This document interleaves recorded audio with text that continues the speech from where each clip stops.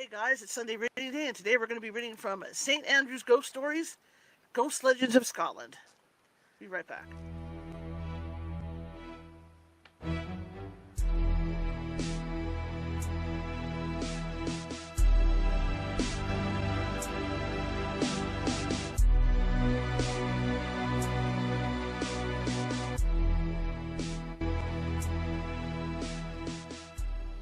Grab your popcorn and snacks.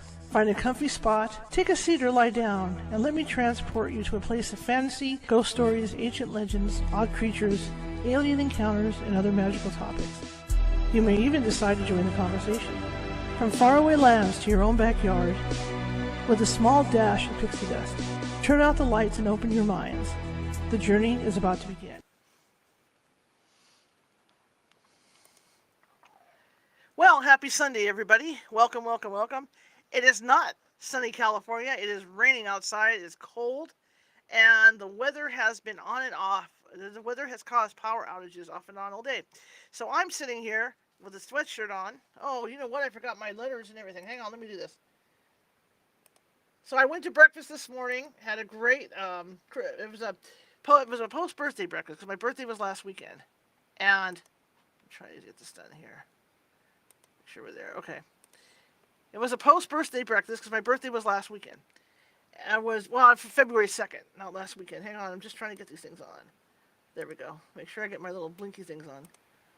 Okay, got it. Now I got it together. So my birthday was February 2nd, and so I got this thing from Black Bear Diner. Forgot that I even had signed up over there. My dad signed me up or something. But so we decided to go to Black Bear Diner, where we went live this morning on TikTok. Had breakfast and stuff, so that was kind of fun. But then I came home tired. I got home around 1:30.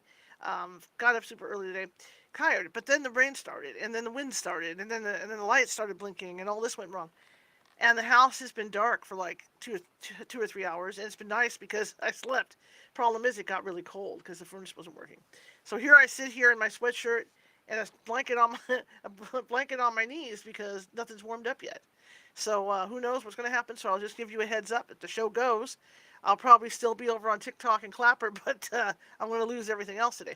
So we'll just keep pushing through, okay? Anyway, my name is Charlotte, going to be your host, hopefully for the next hour.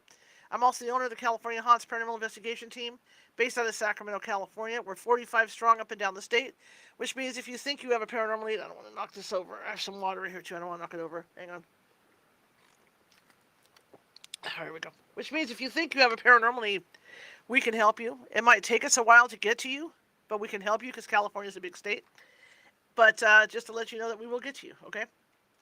I want to show you something over here on the clock app, okay? When I go down like this, look at that filter. Is that creepy or what? I've always got a filter on the clock app. And when I go, check this out, man. When I go down, I look like the children of the corn. Yeah, it's kind of spooky. Okay, just to let you guys know, I cannot see your messages. I can kind of see them over there.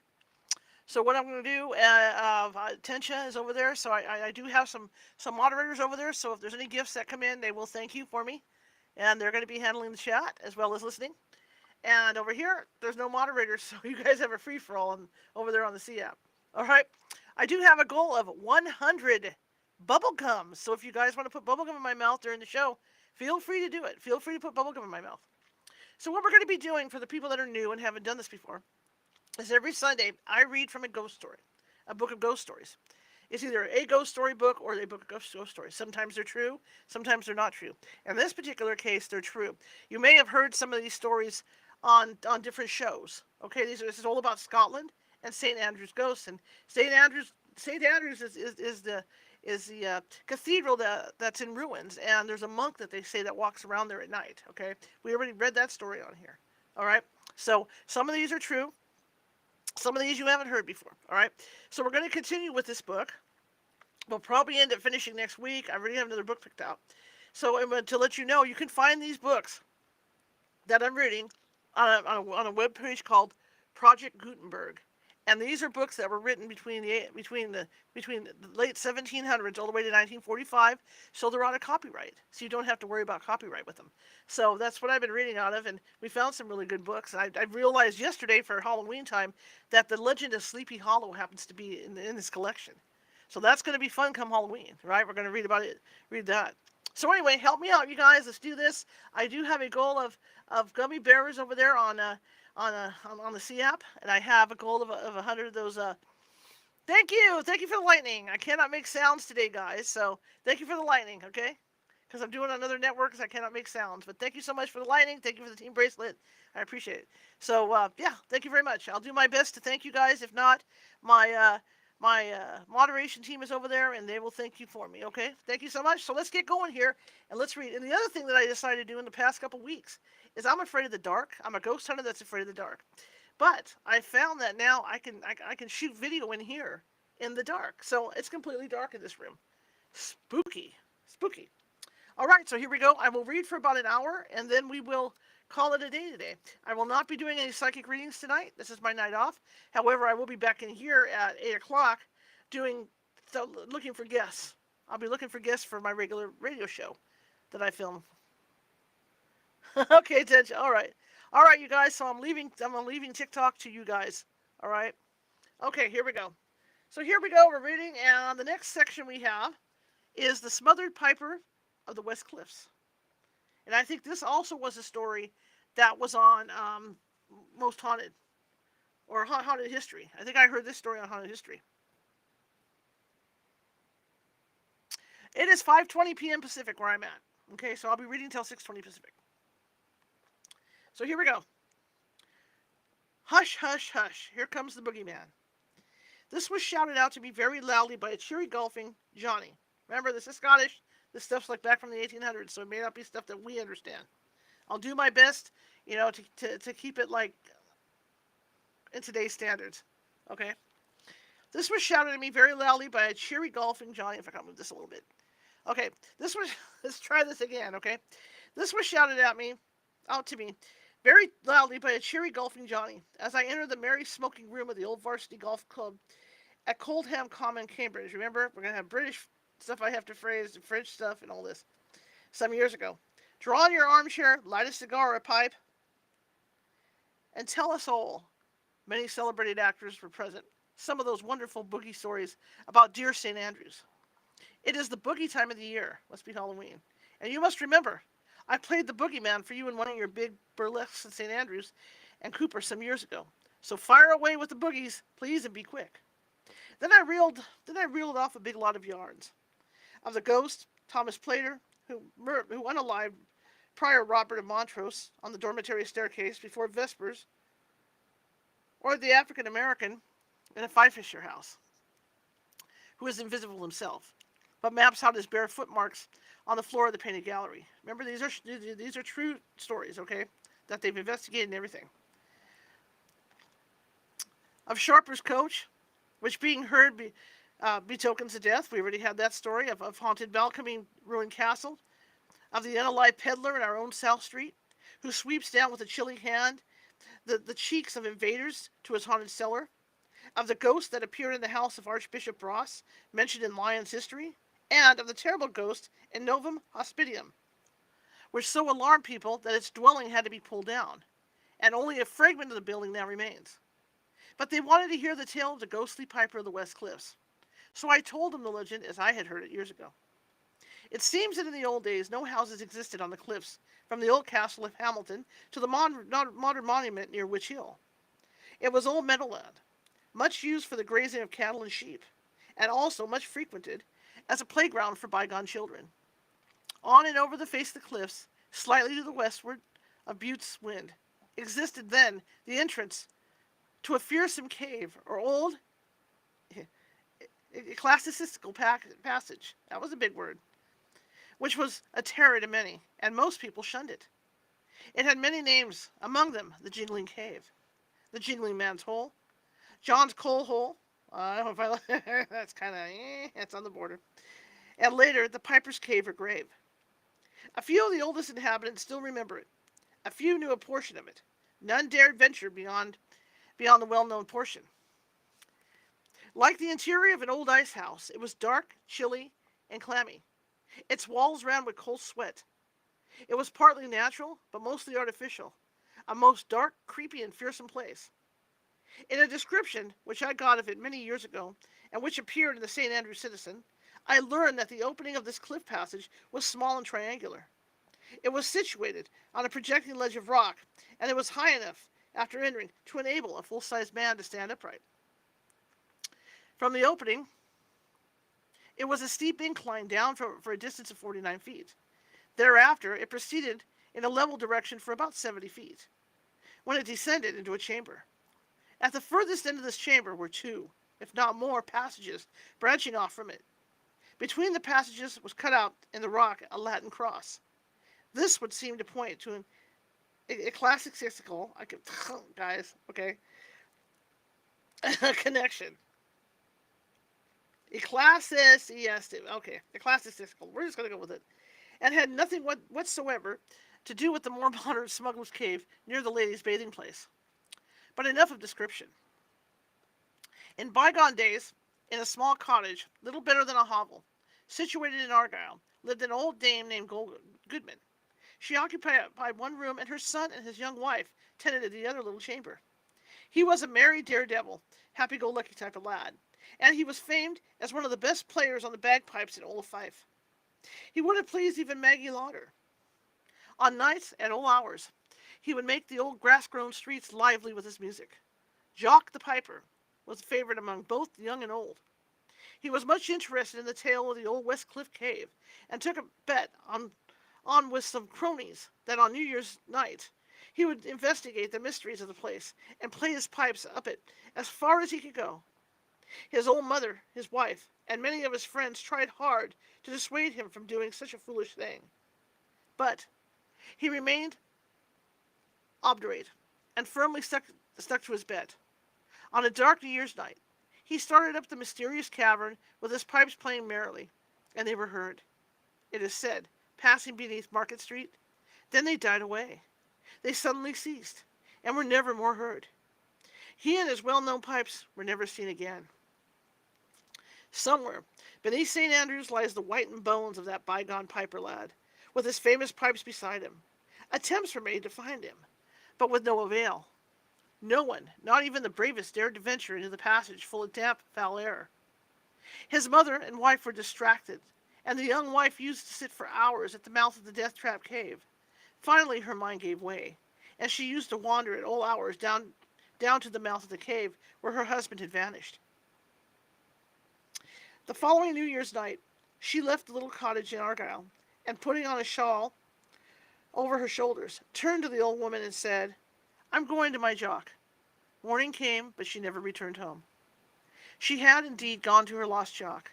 For years after, the small crouching figure of a woman could be seen on moonlit nights, perched on the rock balcony of the fatal cave, dim, shadowy, and transparent. Wild shrieks and sounds of weird pipe music were constantly heard coming from out of that entrance. In after years, when the houses were built, the mouth of this place was either built or covered up, and its memory only remains to us. But what of Piper Jock? He, it is said, still walks the edge of the old cliffs, and in his presence is heralded by an icy breath of cold air, and ill be it for anyone who meets or sees his phantom form or hears his pipe music. He seems to have the same effect as the ghost of Nell Cook, and the dark entry at Canterbury mentioned in Goldsby Legends, from which I must quote a few verses. And here we go. "And though 200 years have flown, Nell Cook doth still pursue her weary walk, and they who cross her path, they deed may rue. Her fatal breath is felt as death. The Simoon's blast is not more dire, a wind in Africa that blows uncommon hot. But all unlike Simoon's blast, her breath is deadly cold, delivering quivering, shivering shocks upon both young and old. And whoso in the dark entry doth feel that fatal breath, he ever dies within the year some dire untimely death. So it is with him who meets Piper Jock." "By Jove," interrupted the golfing Johnny, "has anyone seen him lately?" "I only know of one man," I said, "who told me that one awful night, in a heavy thunderstorm, he had heard wild pipe music, and seen the figure of a curiously dressed piper walking along the cliff edge, where no mortal could walk, at a furious speed. "What do you think of it all?" asked my golfing friend. "I don't know, I'm sure. I'm not receptive and don't see ghosts. But if I could only find now the mouth of that place, I bet another Jock and I would get along it and find out the whereabouts of Jock the Piper and his poor little wife. Here is my hansom. Good night. Don't forget the piper." And they haven't. Spooky. Next story is the beautiful white lady of the haunted tower. How very, very lovely she was for sure. Excuse me. "Of whom are you speaking?" I asked. "Of some of the orchid of Veronica people, or of some of your own company? I did not know you were hard hit, old chap." I was sitting in the smoking room of the Great Northern Hotel, King's Cross, talking to an old friend, an Oxford man, but now the manager of a big theatrical company, when he suddenly made the above remark. "No, no, of none of those people," he replied, "but our St. Andrews reminded me of a ghost, a phantom, or a spectre. Call it what you choose. I saw in that ancient city several years ago. No horrid boogie, but a very lovely girl, indeed." "By Jove," I said, "tell me about it. I want a new ghost tale very badly indeed. I know a lot of them, but perhaps this is something new and spicy."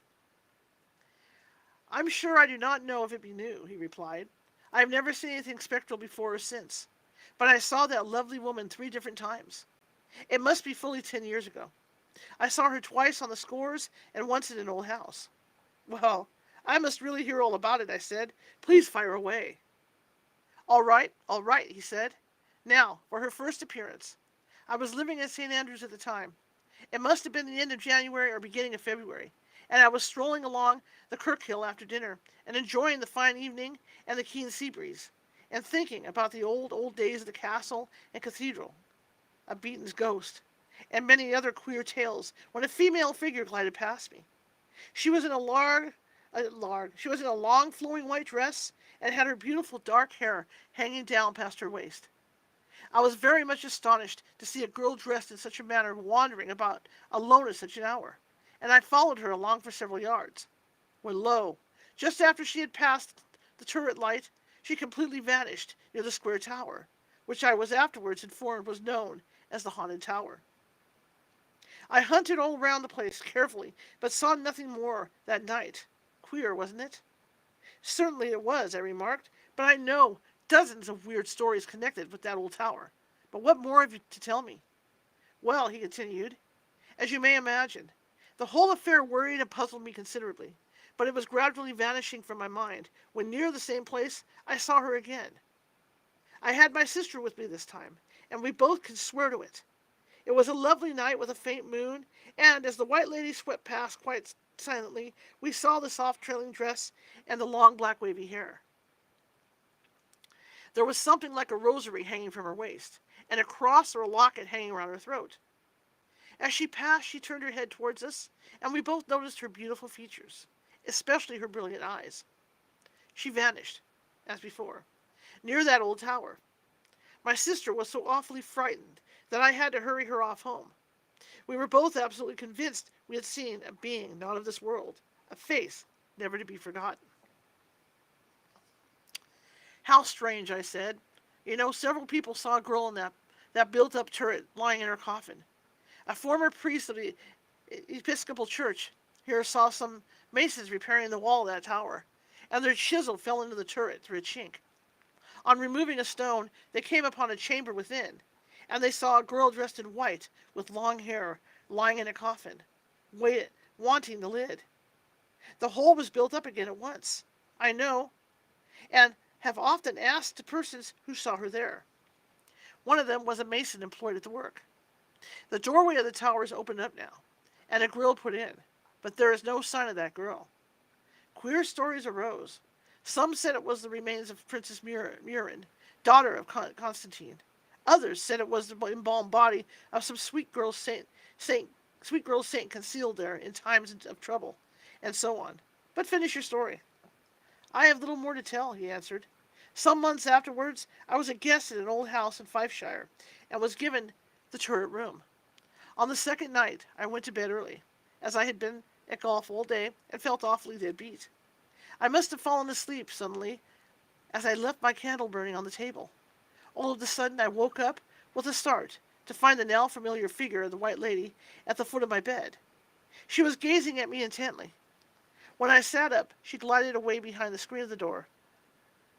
I jumped up, put on my dressing gown, seized the candle, and made for the door. The lady was gone, and the door was left as I left it when I went to bed, locked. I unlocked it, flung it open, and looked into the passage. There she was. I saw the white dress, the splendid hair, the rosary, and the gold locket quite plainly. She turned her lovely face to me and smiled a sweet, pathetic smile, gently raising her hand, and floated away towards the picture gallery. Now for the end. Next day, my kind hostess took me through the old gallery. I saw pictures of all ages, sorts, and sizes, but imagine my amazement when I saw the White Lady. The same white dress, the lovely sweet face and splendid eyes, the rosary and a locket, which I now saw had on it the arms of Queen Mary and Lord Darnley. Who on earth is that? I asked. You seem interested in that painting, said Mrs. No name. Well, that's a portrait of one of the lovely Mary Stuart's Marys. She was madly in love with Cathedral, the French minstrel, and after he was beheaded at St. Andrew's, she became a nun, and it is said she died in grief in her nunnery. That is all, old boy, he said, and it's late. I think it seems right. That girl I and my sister saw must have been the spirit of Marie. And perhaps it was she who was the occupant of that haunted tower. Who knows? But I shall never see such a divinely beautiful face on this earth ever again.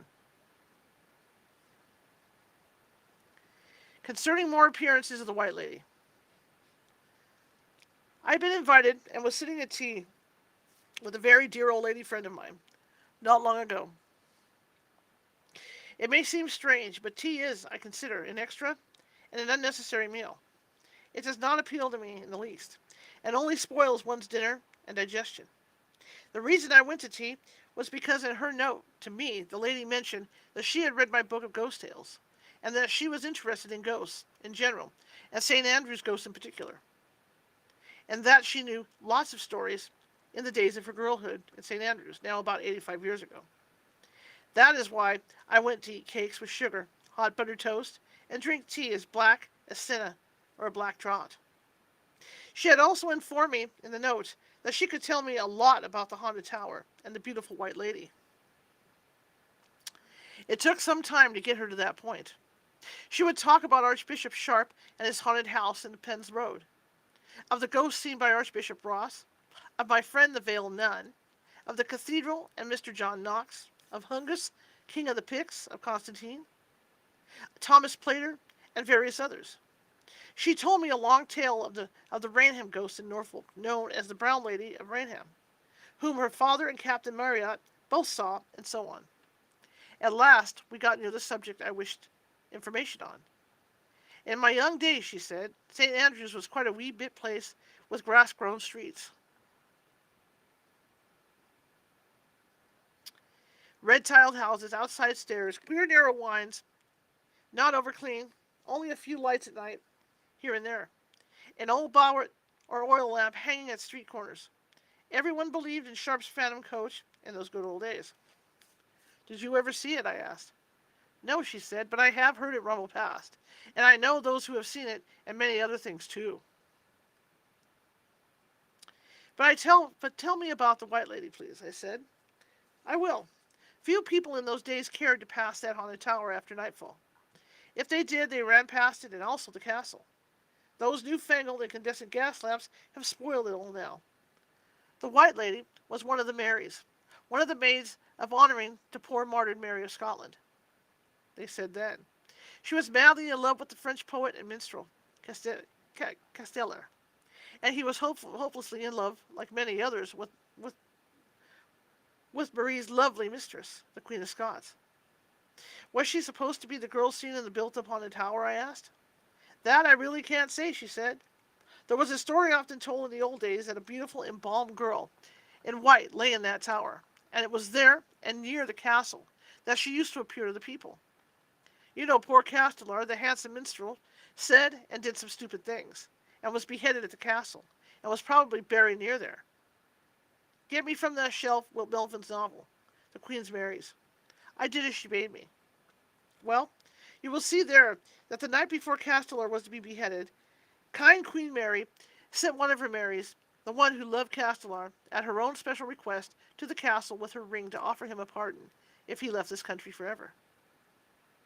The Marie did see Castellar, showed him the Queen's ring, and pleaded with him to comply, but he refused. He preferred death to banishment from his beloved Queen's court, and the fair messenger left him, obstinate, in his dungeon. This faithful Marie paced up and down all through the night before the castle. Then, at dawn, came the sound of a gun or culverin. A wreath of smoke floated out to sea, and Castellar was gone. White Melville says she did not start. She did not shriek, nor faint, nor quiver, but she threw her hood back and looked wildly upward, gasping for air. Then, as the rising sun shone on her bare head,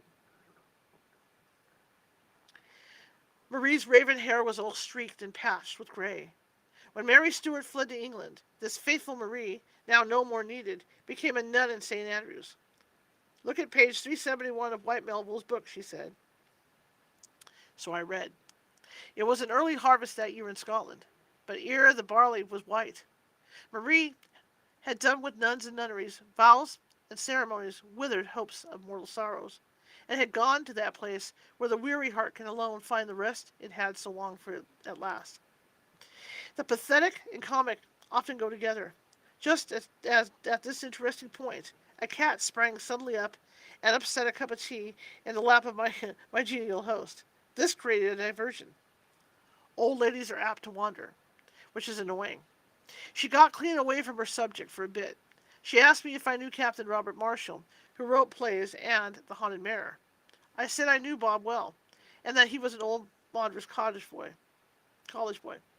She then wanted to know if I knew how to pronounce the name of Mr. Travis's American putter, and if Mr. Lowe or I had ever tried it. She also wanted to know if I knew anything of the new patent clock work on gramophone, principles which shouted the hours instead of striking them. Having answered all these queries to her satisfaction and taken another cup of tea, I got her back to the White Lady. Oh, yes, my dear, she said, I saw her. I and some friends. A lot of us had been out at Kinkell Braes one afternoon and stayed there long past the time allowed for us. It was almost dark, and we scuttled up the brae from the harbour, rather frightened. Just near the turret light, we saw the lady gliding along the top of the old abbey wall. She was robed in a grey-white dress with a veil over her head. She had raven-black hair and a string of beads hanging from her waist. We all huddled together, with our eyes and mouths wide open, and watched the figure. It's a girl sleepwalking, I murmured. It's a bride, whispered another. Oh, she'll fall, said a little boy, grasping my arm. But she did not. She went inside the parapet wall and into the haunted tower and vanished completely. It's a ghost. It's the White Lady, we all shrieked, and ran off trembling home. My sister also saw her on one of the turrets in the abbey wall, where she was seen by several people. Some months after, as I was doing my hair before my looking-glass, the same face looked over my shoulder, and I fainted. I have always felt an eerie feeling about a looking-glass ever since. Even now, old woman as I am, her lovely face is one never to be forgotten, having once seen it. But your new-fashioned lamps have altered everything. And what do you think about it now? I asked her. I have told you all I know. The lady used to be seen oftenest between the castle and the old turret. Perhaps she came to look at the last resting place of her much-loved and wayward minstrel, Castellar. Maybe she came to revisit the favorite haunts of her beloved girl, Queen, truly called the Queen of the Roses. But to my dying day, I shall never forget that face, that lovely, pathetic face I saw years ago, and which may still be seen by some. What? Must you really go now? Won't you have another cup of tea? Very well, goodbye. As I wended my way clubwards, I could not but think of the strange tale I had just heard, and of Castellar's sad end. and I could not help wondering if I should ever be favored with sight of this beautiful white lady. Next section is a spiritualistic seance. You know, back in the 1800s and early 1900s, people were really into seances. Okay, so this makes a lot of sense. Makes a lot of sense. Thank you for the follow. So what we get is the McWhiskers, whom I met at Oban, were very jolly old people. Papa and Whispers had made a big fortune tea planting in Ceylon, and had bought and added to Drandotti Castle in the far, far north. They were perfectly full of ghosts and spiritualism. At the Dramdotti, they seemed to have a ghost for every day of the week. On Monday, there was the spotted nun. On Tuesday, the floating infant. On Wednesday, the headless dwarf. On Thursday, the vanishing black man. On Friday, the burnt lady. And on Saturday, the human balloon. Oh, I bet that one's a doozy. And on Sunday, the whole lot attended on them. And clearly, I dare say, went to the kirk with them. Whisker himself was a Jova soul. Fond of his toddy, sounds about right, and very much resembled the Dougal crater in Rob Roy. My friend John Clyde should have seen him. He had a furious red head of hair and beard of the same color, and the street boys used to call after him the song, "The folks all call me Carroty. What, oh, Carroty," etc., etc., etc. Mrs. M. Whisker was a stout lady with eyes like small tomatoes and a gimlet nose. They had a son, a boy of 10, called Fernando M. Whisker, because he was born in Spain. When they came to St. Andrews, they had purchased a number of my ghost books. These ghosts at present chiefly haunt the Citizen warehouse, bookseller shops, and the railway bookstore. That is the reason, perhaps, that the M. Whiskers invited me to a spiritualistic seance at their house in South Street. They generally came to St. Andrews for the winter, partly to get away from the cold of their northern home, and partly because they thought the history and atmosphere of St. Andrews lent itself to an all-pervading presence of ghosts, spooks, and spirits. I had only been to 2 such shows before, one at Helensburgh and one at Cambridge, and was, and still am, very doubtful of how genuine this is. On the day appointed, I went to the M. Whiskers' house in South Street, and was shown in by a Highlander in the M. Whisker tartan. It was early in the afternoon, but I found the shutters in the large room all shut, and a few dim lights only were burning. On the sideboard in the corner stood plenty of refreshments and everything else to comfort the inner man. In the center of the room there was a round table covered with M. Whisker tartan tablecloth, which touched the floor all around. This in itself was suspicious to my mind. I was introduced to the chief medium, one Mr. Peter Fancourt, who looked as if he had been buried and dug up again. He was in tight, sleek black clothes, and resembled in every way Uriah Heep and David Copperfield. The other medium was a Mrs. Flyflap Corncockle. Seriously, Flyflap Corncockle. They were supposed to not know each other, but I'm certain that they were accomplices, as that the Bell Rock is near St. Andrews Bay. A number of chairs encircled the table. We had all to seat ourselves on these chairs, with our thumbs and little fingers touching round the edge. We'll do this. Thumbs and little fingers. Okay. The first thing that happened was a kind of squish, and then a huge bouquet of flowers descended on the table from somewhere. It was a clever trick, but the flowers were of the commonest sort, and what I had seen in all the green grocers' shops that morning. The lights were now turned very low, and the spirit arm and hand appeared floating about, was shown a good deal. It hovered about from the ceiling to above our heads, and when I got a chance, I jumped on a chair and seized it with both hands. It seemed to shrink up, and was torn through my hands very forcibly, and in such a material manner that I was forced to let go. I don't know where the hand and arm went to, but it was simply a juggling trick. After this, Mr. Heap, I beg his pardon, Mr. Fancourt, said that there was an unbeliever present, and I was that unbeliever. I was relegated to an armchair by the fireplace with one of M. Whisker's muckle cigars. From that point of vantage, I watched the whole affair, and they assured me they would tell me all that was going on. The next very curious thing was that they suddenly all took their hands off the table, and their eyes slowly followed something ceilingwards. It was funny to see them all lying back, staring up at the roof. Then very slowly, their heads and eyes resumed their normal position.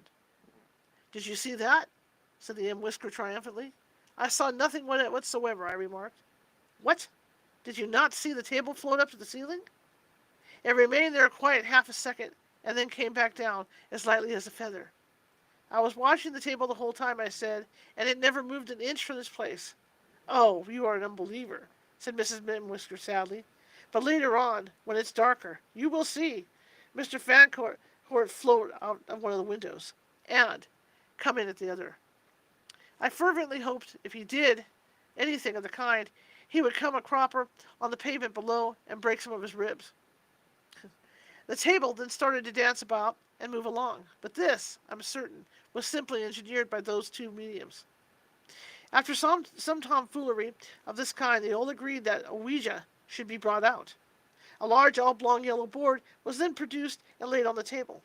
On it were the letters of the alphabet, and a number of figures, also the sun, moon, and stars, and some other fantastic symbols. On this board was placed a small table with a round body and round head. It had 3 hind legs and a front, which was the pointer. Those legs had little red velvet boots on. The two mediums then placed their hands on each side of the curious table, which immediately began to run about the letters and figures, spelling out names and fixing dates in answer to questions asked. It was not the least like a planchette, which is on wheels. The first thing they informed me, it said, was that the spirit called Clarissa was present, and for many years she had lain dying in that room. She maintained that she was some distant relation of the White Lady of the Haunted Tower. It then rushed into poetry. Its first effort was The Legend of Purple James and His Girl, a comic thing which reminded me of the Bab Ballads. They afterwards gave me a copy of this poem, which I still possess. Next, the spirit gave us a Scotch poem about a haggis, and then one called Edward and the Hard-Boiled Egg. It then devoted its attention to me, whom it characterized as the unbeliever. It stated that if the Antiquarian Society would dig a pit 4 feet square by 6 feet deep between the 2 dungeons and the kitchen, and if the rock were cut through, a cave would be found full of casks of good red wine. On no condition whatever would I, on such evidence, recommend the society to strike a pick in there. The next spirit that turned up was one Jasper Codlever. He alluded to me as the Cambridge man in the chair with the cigar. He said that if excavations were made between the 2 last trees in the Law Park wood, a stone cist would be found, full of picturesque ornaments. Again, he told us that within a cave on the cliffs there was a chalice of great value placed there by Isabella the nun, who still guarded it by night and day, and was very dangerous to approach. This spirit then went away, and his place was taken by a monk named Rudolph, who informed us that the entrance of the crypt or sub-chapel was between 2 of the pillars in the priory. As there are a lot of pillars there, it's impossible to know which he meant. He said this entrance was near Roger's tomb. Who Roger may be, I don't know. He then told us about this crypt. He said there was something so horrible in it that it turned him sick. Curiously enough, though, some thought-reading people told us the same story in the town hall some years ago, but they said the underground chapel was at the east end of the cathedral. The monk then went on to tell us of this place in the priory. He said it had pure brick marble pillars, a well of clear water, and 3 small costly altars, and a number of books on the Vincentian canons. There was a short interval now, and the lights were turned up. I was anxious to get away, but they implored me to stay and see the cabinet and the spirits therein. I told them, in my most dramatic fashion, that I was late already, and I had a meeting on. And Whisker then begged me, if I would not stay to see the spirits, to taste some, and he mixed me an excellent whiskey and soda, which he called a blergerie. I then made my adieu, and was very glad to get once more into the street and also into a world of sense. The Whiskers informed me some days afterwards that they were very sorry at my leaving, and After I had gone, Fancourt had floated out the window, and numerous wonderful spirits had appeared in the cabinet. I'm glad I went when I did, as I should certainly have taken a poker to that cabinet. The apparition of Sir Roger de Wanklyn. Good to see you guys. It's not too bad. That was pretty funny. Spook time in the old days was not Halloween. Spook time in the old days was Christmas. That's when they sat around the fire and told, especially Christmas Eve, that's when they would sit around the fire and tell ghost stories. Which is why Dickens obviously wrote, his story based on Christmas Eve. But that's when their spook time was. When they say spook time, you automatically think, oh, it's Halloween. That's not what it was. So I'm very fond indeed of Christmas time. There has been little snow this season. I think it has forgotten how to snow in these days. Still, I always feel Christmassy. I think of the good old coaching days when there was really snow, of Washington, Irving, and good old Dickens and Scott, see? Of the Yule log, and the family gathering and reunions, of the wassail bowl, of fermenting and plum porridge, and mince pies, plum puddings, and holly and mistletoe, and the big dances in the servants' hall, of the good ancestral ghosts and hearty good cheer. I'm sitting today in a cozy armchair, of the old school, no modern fake, talking to my old friend Theophilus Greenbracket, Philus, as I call him, is a clever man of many parts. He's a great traveler and sportsman, and takes a deep interest in every mortal thing. There's nothing of the killjoy or fossil about Greenbracket. He is up to date and true blue. He is sitting opposite me, smoking a gigantic cigar, and imbibing rum and punch, and talking hard. He always talks hard, but is never a bore, and he never palls on one in the slightest degree. He has an enormous dog at his feet with a fierce, vindictive expression, which belies its real nature, as it is gentle with everything and everybody except cats and rats. Greenbracket is, among many other things, a great spiritualist and visionary, and possesses all kinds of mediumistic appliances, such as Pythos planchettes and ouijas, which he works with his old butler, Amos Bradley, who is another spirit hunter.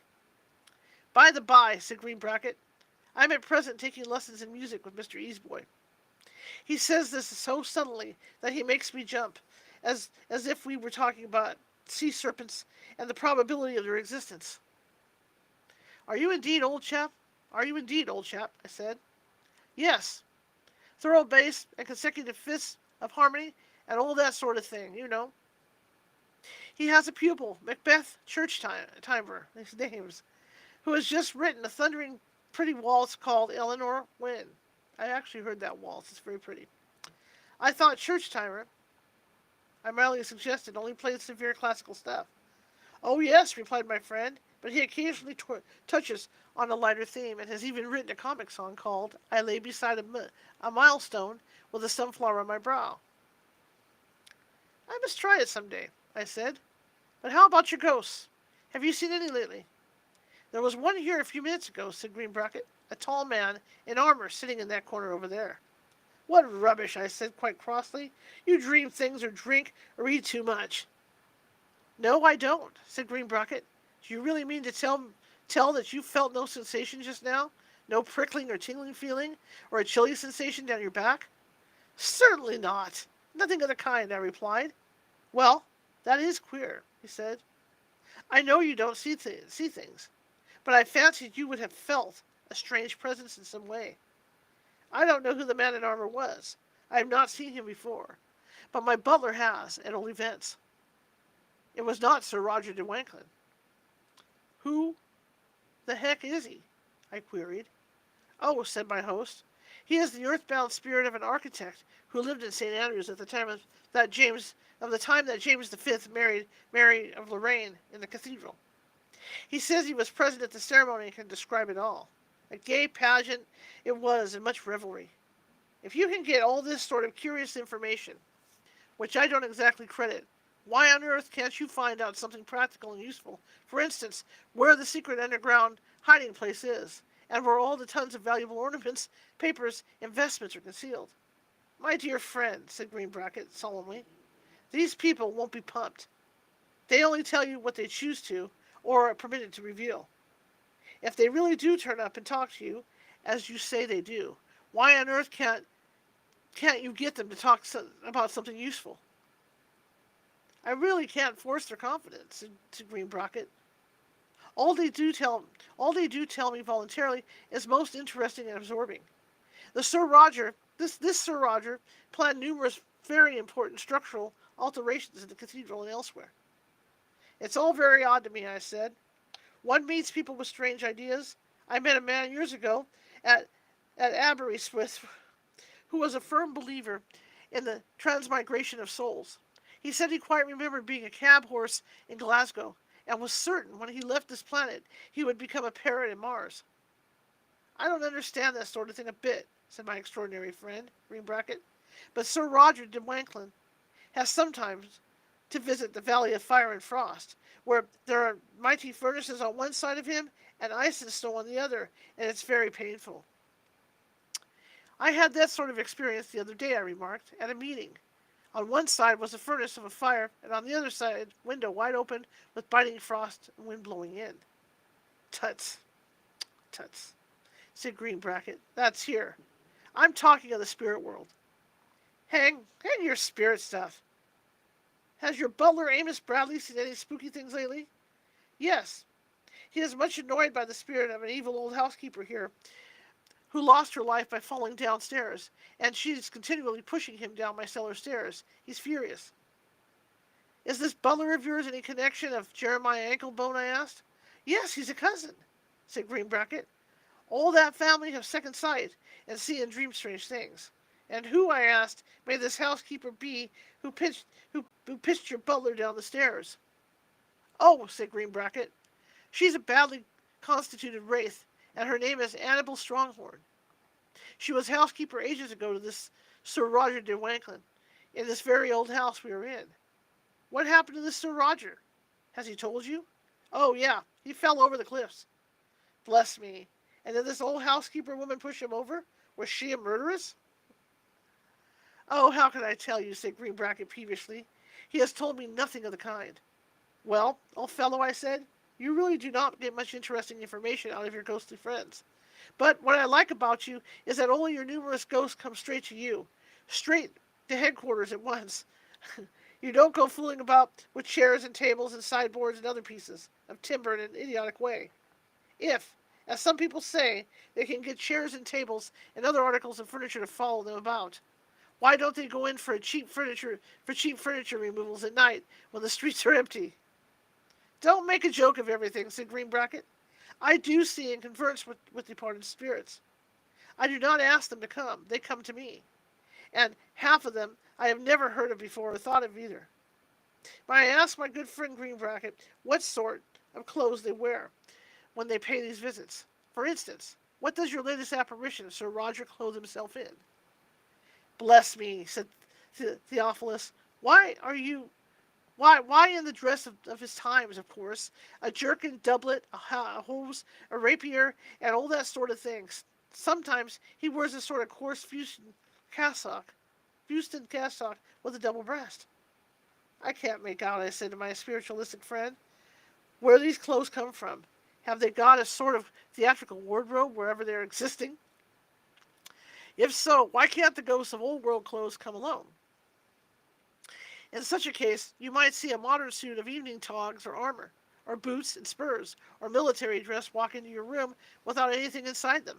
Or you might, with a stretch of imagination, see a suit of pajamas or a pair of slippers going about the place. Shut up talking like that, said Theophilus. You don't possess the sense, the extra sense, to see these beings. But read this document I have written out. Surely it will convince you that I really do get valuable inspirations from other worlds. But mind, keep it a strict secret at present. All right, I promise you, I murmured placidly. Then I perused carefully the more than extraordinary document he handed me. It's very curious, I said. If it be one bit true, and if genuine, might be extremely useful. My lips are sealed. But from whom did you obtain this remarkable story? From Sir Roger Wanklyn, the cathedral architect, he replied, and off I went, quite full of my queer friend, Green Bracket, and of Annabel Strongthorn, Amos Bradley, and his cousin Anklebone, and particularly Roger de Wanklyn. It's kind of interesting to know that the guy that wrote this book, even though he put all these ghost stories together, he wrote this book and he's a non-believer. Thank you for the follow, everybody. So it's really it's kind of interesting to know this, right? That this guy is a non-believer, and that's what makes it nice, because he's telling these stories from the believer standpoint, yet he's a non-believer, so he can stay neutral, just like people in the press are supposed to do, right? So the next one is, let's see if I can say these words: the bewitched Ermintrude. Many years ago, I was sauntering down historic Old South Street one November afternoon, my object being to lunch in one of the quaint houses with my old-time friend, Harold Slitherwick. Lunch was not, however, the main object of my visit, but to meet a man called Reginald Sediger. We're just going to go with that. An ex-Indian judge who had actually seen a genuine spirit or ghost. It is a sad, nay, a melancholy fact, for I have been told this by the very best authorities, that I am not psychic, despite the fact that I have spent days and nights in gloomy, grimy, haunted chambers and ruins, and even a lonesome Halloween night on the summit of St. Rule's ancient tower, my own companions being sandwiches, matches, some cigars, and the necessary and indispensable flask. Yet, alas, I've never heard or seen anything the least abnormal, or felt the necessary or much talked of mystic presence. Arrived at the old mansion, I was duly ushered in by Slitherwick's butler, one Joe Bingworthy, a man with the manner and appearance of an archbishop, and from whom one always seemed to expect a sort of pontifical blessing. Okay, there were several fellows there, and I was speedily made known to Stediger, a very cheery, pleasant little person, with dark hair and big eyebrows. Bueller? You think it's Bueller? There was a very heated discussion going on when I entered to what was really a properly constituted cathedral. Darkwood was shouting, "No bishop's chair, no cathedral!" If, he said, a bishop had his chair in a tiny chapel, it was a cathedral. But if a religious building was as big as the Crystal Palace and there was no bishop's chair, it was not one bit a cathedral. I stopped this discussion suddenly by asking Stediger about his ghost, and was told I would hear the whole story after lunch. Before we adjourned to the smoke room, Stediger was telling us he felt a bit knocked up with his long journey. He had a 36-hour journey after he left good old Tony Pandy. Visions of Tony Lumpkin and Tony Faust and my sweetheart flitted through my brain. And then I suddenly remembered, luckily, that Tony Pandy was a town in Wales. Once comfortably seated in the smoke room with pipes, cigars, and whiskey, Reginald Stediger became at once the center of all the attention.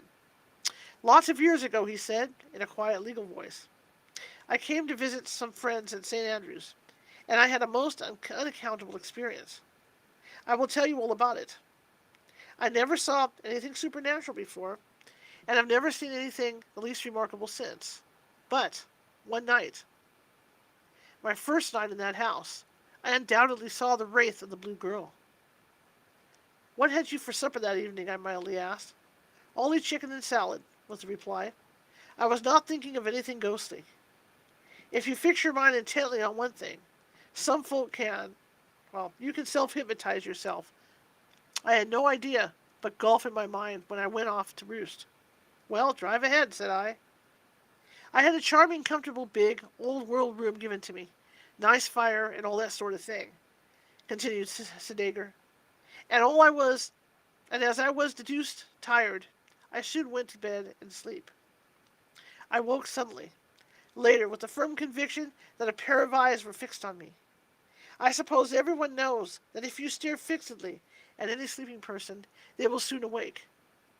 I got a start when I half opened my eyes, for leaning on the mantelpiece, staring hard at me in the mirror, was a most beautiful girl in a light blue gauzy dress, Her back, of course, was to the bed, and I saw she had masses of wavy golden brown hair, hanging down long past her waist. I was utterly astonished, and watched the movements of this beautiful creature with my eyes almost closed. I felt sure it was someone in the house having a lark at my expense, so pretended to be asleep.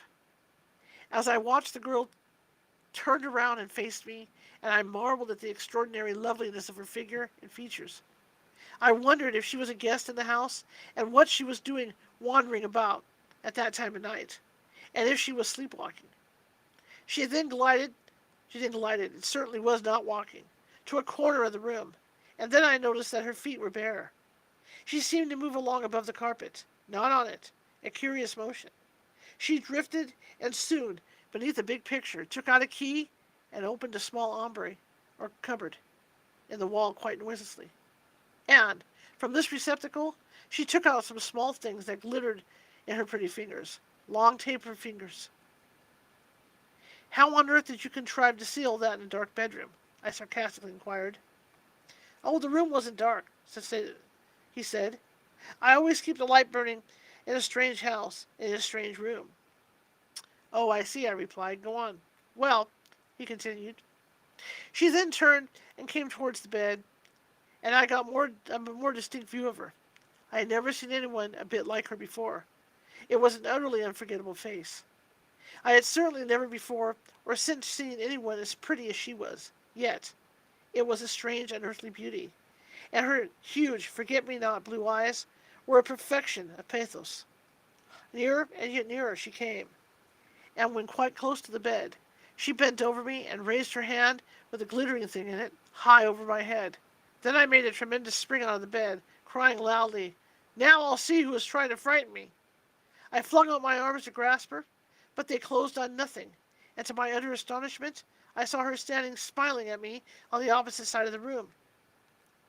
That was odd and uncanny enough, but then she gradually began to disappear, dissolving into a thin blue-gray mist, until nothing whatsoever remained. I was absolutely alone in the room, and dumbfounded. 'What next?' I asked. 'Well, what could I do or think?' he said. I was fairly flabbergasted at the unexpected turn of events. I admit I felt shaky, so I took a stiff whiskey and soda, smoked a pipe, and went back to bed to reflect on the matter, and fell asleep. I was wakened in the morning by my host, Harold Slitherwick, walking into the room carrying a pony brandy for me. 'Well, old blighter, how have you slept?' he asked.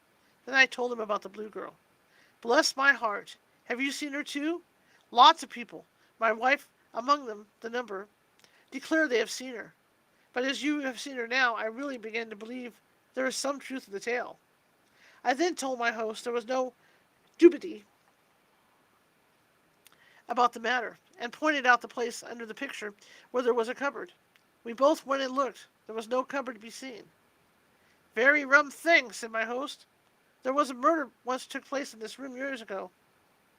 Perhaps the blue lady has something to do with it. But let us hunt for your cupboard.' Unwrapping with our knuckles on the wall, we found a hollow spot, scraped off the paper, and there, sure enough, was the little door I had seen.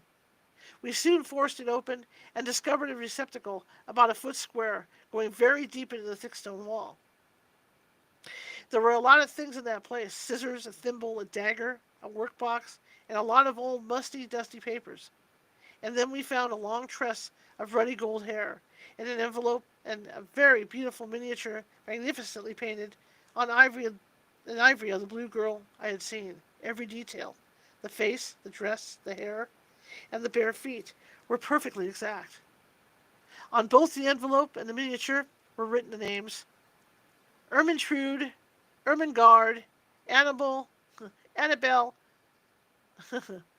Burapare, with the date 1559. We then examined the old documents, which gave us some clue to the mystery. It was a very long story that we had to read over, but I will tell you, briefly. Long ago, this ancient house was the property of a Frenchman, Monsieur Louis Burapare. I'm trying, you guys. He had only a lovely daughter of 20 named Ermentrude. I'm so sorry. Ermengarde, named Ermentrude, Ermengarde, Annabelle Puree. I'm trying. Who was intended to be a bride of the church, otherwise a nun. This idea apparently did not appeal to her views. She passionately loved a young student and was equally beloved by him, whose name was Eugene Malvolsini. All went well, it seems, for 2 years, and they were to be married in the cathedral at Easter. All the arrangements were complete for the nuptials, but fortune is a fickle jade, and willed it otherwise. A rival turned up on the scene in the person of Marie did Mail Ross, a cousin of uh, the Buell Perrys. I'm trying, and a frequent guest at their house. Ermentrude found that her beloved Eugene had proven faithless, and transferred his youthful affections to the lovely Marie, and that a speedy elopement was pending. Ermentrude went and consulted a wise woman, otherwise a witch, who resided in Argyle, out with the Shoegate port. This witch, by name of Ailistown Braithwaite, used her evil powers on the fair Ermentrude, and enraged her jealousy to fury and a desire for revenge, and presented her with a potion and a cunning, well-wrought dagger. The witch threw a spell over Ermentrude and took all the good within her away, and implanted evil passions within her breast.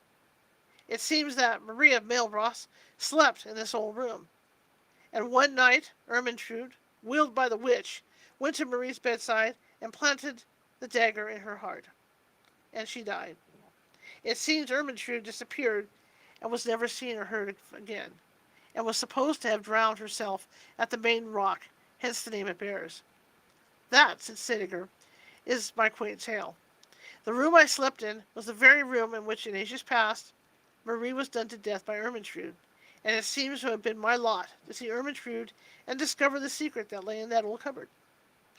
We all thanked Sediger, and after thoughtfully consuming a few more whiskeys and sodas, and a few more cigars, went off to the links, pondering it deeply. Okay, cool. You guys want one more story? You want one more story? Or should we stop there till next week? What do you want to do? Who wants another story, or should we just call it a night? Hang on, I gotta do the puzzle thing over here. Give me a second. Let me move the mic. If I can just aim this. Okay. You guys want a story? Alright, we'll do one more story. One more story, then we'll call it a night. These are good stories. And again, I really like it because the writer is a skeptic. I think it's great coming from a skeptic. Like when I read the book of the Ghost of the Flight 401, that guy was a skeptic too, so that was nice. But he became a believer in the end, just like me. Even after seeing stuff in my house all my life. Okay, I'll do another one, Pammy. Even after seeing stuff in my house all my life, I was still a skeptic. But then I became a believer. Okay, last story for tonight is a very peculiar house. Last time I visited Cambridge. Let me get up a little bit. I am sinking.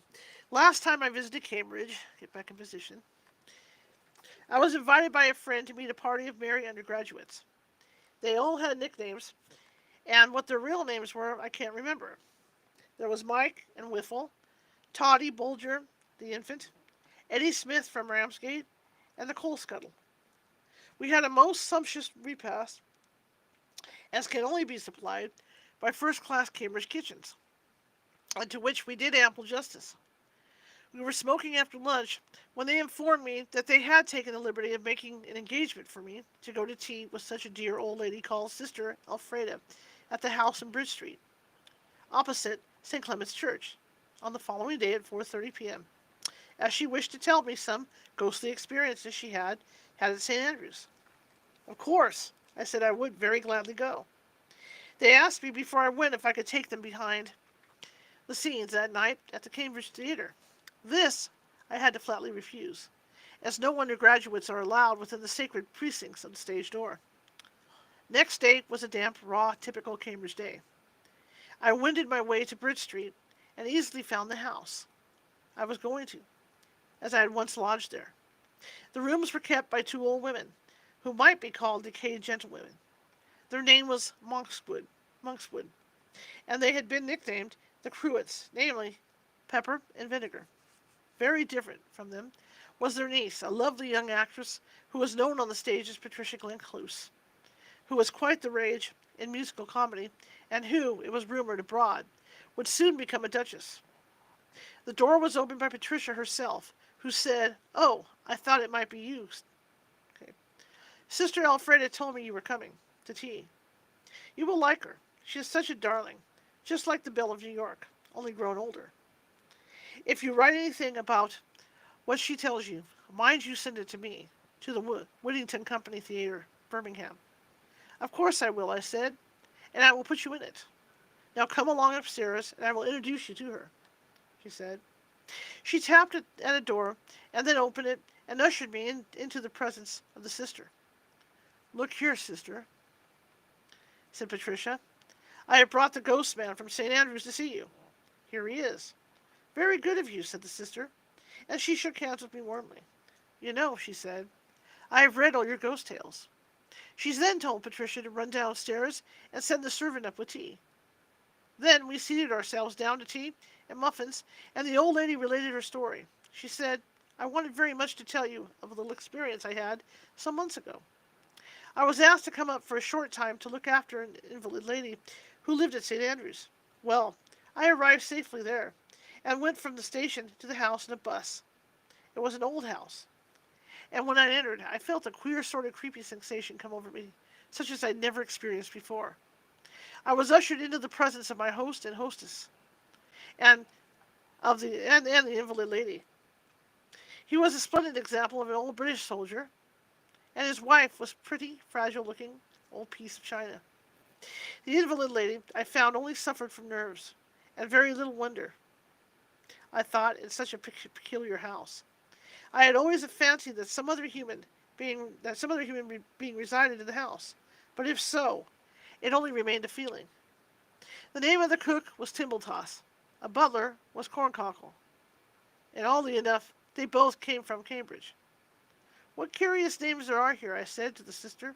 "When I first went to Cambridge, I thought the names over the shops must be some gigantic joke. A man once suggested to me that someone must have been specially engaged to come up to Cambridge and invent those wonderful names. Well," continued the sister, "it really was the most extraordinary house I had ever seen anything out of the common before, and I've never seen anything like that house since. The servants told me most remarkable tales, how the bedclothes were twitched off the bed in the night by unseen hands, and how the tables and chairs rattled about over the floor, and the knives and forks flew off the table. Curious little colored flames, known there as burbelangs, used to float around in the air at night, and Corncockle, the butler, said the beer taps in the cellar were constantly turned on and the gas turned off. The servants had to have their wages considerably raised to keep them in the house. At luncheon, on several occasions, the lady used to jump up and run out of the room in great haste, and did not reappear till dinner, when she looked very white and shaky. On 2 occasions I was ordered to go at once to my room and lock the door and remain there until the old squire sounded the hall gong. They seemed very much perturbed when I got down again. I will only mention 1 or 2 curious things I saw. One was a quaint creature called the mutilated football, which was started downstairs in front of me, and when it reached the lobby, a head and a pair of arms and legs appeared, and it pattered off down the cellar stairs at a breakneck speed. The story goes that this creature was once a great athlete and football player, soccer guys, and when he got old and fat would insist on still playing, though warned not to do so. He got such a severe kick that his ribs were broken, and he died on the field. I never heard of the true story of the animated hairpin, but I saw it once seated in an armchair in the dining room. It looked as if it had on black tights and a close-fitting black jersey. It had a very long white face with great round eyes like an owl's, and black hair standing on one end to a great height. When it saw me, it got up quickly from the chair, bowed very low till its head nearly touched the ground, and then walked in a most stately manner out of the room. Then I saw the Green Lady, a tall, beautiful girl with very long hair and a rustling green brocaded dress. She glided as long as if on wheels. That this was no imagination of mine may be drawn from the fact that one day, when I had a little girl to tea, she suddenly clutched my arm and asked me who that beautiful lady in green with the long hair was, who had gone past the door on the roller skates. I will not enlarge now on the bangings, crashes, thumpings, and tappings that resounded through the rooms at all times of the day and night, sometimes on the ceiling, sometimes on the walls, and sometimes on the floors. The doors and windows, too, had a nasty habit of suddenly opening without any visible cause, and another very curious thing was that one night one might be sitting by a very bright fire when, without any apparent cause, it would suddenly go out and leave nothing but inky blackness. The first night I slept in my room in this peculiar house, I examined it most thoroughly, but there was nothing out of the common to be seen. My door, which I most carefully locked, flew open with a bang, though the bolt still remained out. I again closed and relocked the door, and put a chair against it, but to my astonishment, the door once more flew open and hurled the chair across the room. After that, I decided to leave the door wide open and see what would happen next. I got quite accustomed to the burblings, or flying lights. They were like pretty fireworks. Nothing more happened to me for several days, till one morning I awoke about 2 o'clock to find a youngish-looking monk seated in an armchair. "Fear not," he said, "Sister Elfreda. I left this earth many years ago. In life my name was Walter Desmond, but when I became a monk at St. Anthony I was known as Brother Stanislaus. As a rule I am invisible, but can assume my bodily shape if necessary. In life I was at St. Andrew's, Durham, in Cambridge. When in Cambridge I asked, hang on a second, that's him? Yeah. When in Cambridge, I asked, did you know the writer of St. Andrew's ghost stories? No, I only knew him by sight. I was very young then, and I was somewhat afraid of him. As I heard when getting on the links, he used to become very violent if he missed a putt, topped a drive, foozled an iron shot, or got in any of the numerous ditches which intersect with Cambridge links. But I came specially to see you tonight, to tell you how to rid this house of the evil influence there is over it. I have here a manuscript regarding it, which I took from a foreign library, and which I wish you to read and act upon, and so purify this house and render it habitable. But I must impose the strictest secrecy on you in regard to what you read. Reveal it to no one. But how will you get that paper back? I asked the brother. Oh, time and space are nothing to us. I got this paper from that distant library only a few seconds ago, and when you have digested it, it will be immediately replaced from whence it came. Only follow all the directions carefully on my visit, or my visit will have been to no avail. We read the paper over together, and most carefully, but of that I may say no more. Having told you what to do, said the monk, I fear I must hie hence. I have much to do tonight after replacing the paper. I will fulfill all that you have asked me, brother, I said, and hope that it will make this house less fearsome. But before you go, brother, I said, as you are a Cambridge man, why do you not pay a visit to the author of St. Andrew's ghost stories? He would not see me because I would not materialize myself here. I could only appear as a puff of smoke, or, as it were, a light fog. Thanks, sister, I said. Do not ask any nasty light fogs to come and call me, she laughed. The monk, in vanishing, said, remember, sister, no bolts, locks, or bars can keep us from going where we want to. I got up and thanked her, and proceeded to put on a great coat. I never wear great clothes. I know it's confusing. It's because this has been translated over the years. So obviously it's thanked him, But it gets confusing because this has gone through several translations. Okay? I never wear great clothes, I said, in Scotland, but I'm afraid of the Cambridge damp. So I borrowed this topcoat from Colonel Church Timber. So remember that when I'm reading this, if it goes him to her and gets confused, that's what it is. because this has gone through several translations. You've dropped something out of the pocket, said the sister. Hello, I said. This is a piece of classical music, which must belong to Macbeth Church Timber, the colonel's son. Now, good night, and many thanks, Sister Elfrida. I descended the stairs and said good night to the Cruets and Patricia, as I wandered down the street to the theater in the damp, foggy evening. I pondered over what Sister Elfrida had told me, and as I lit my pipe, I kept thinking of those people. The mutilated football, the animated hairpin, and the monk brother, Stanislaus, to whom locks, bolts, and bars were nothing, and had the nasty habit of appearing to his friends as a damp cloud, a habit. I think not to be encouraged. Sister Elfrida now informs me that the peculiar house is now quite normal, and that all the boogies have vanished into thin air.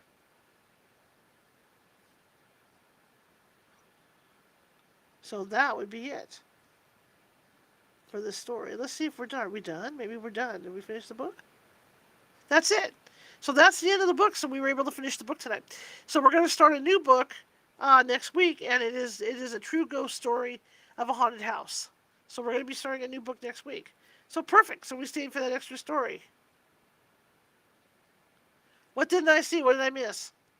Bubblegum. I'm sorry I didn't see it, but thank you so much. Thank you for the bubblegum.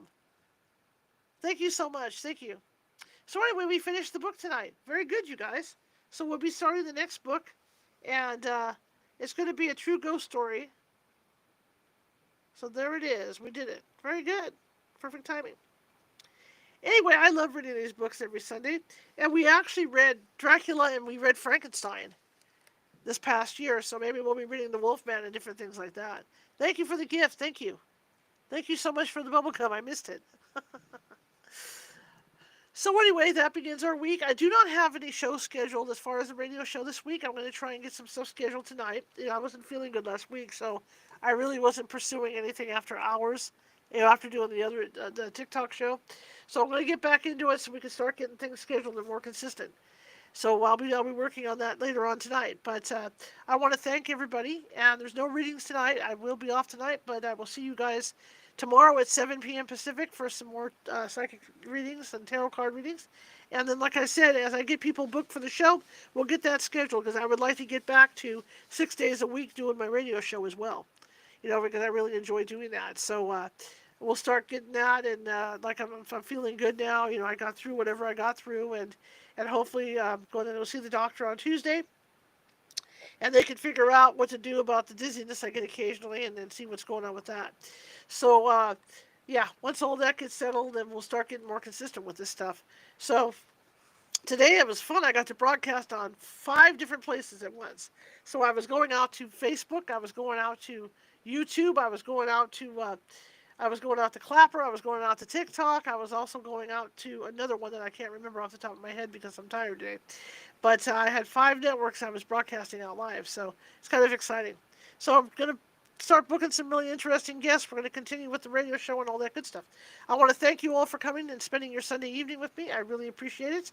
And hopefully the power stays on and I can get the house heated back up where it's supposed to be. But, like I said, I'm a ghost hunter. I'm afraid of the dark. So maybe I was just thinking when I was reading these ghost stories how creepy it was because here I am in the dark, right? But anyway, thank you all for coming tonight. I really appreciate it. In fact, I'm going to go ahead and close off here. So if you guys on TikTok and Clapper sit tight, I'm going to go ahead and shut everything down over here. And then we'll get you guys shut down for the night. So just sit tight. If anybody wants to shoot me a bubble, you can do it now. You have my undivided attention. But thank you for the bubble. I appreciate it.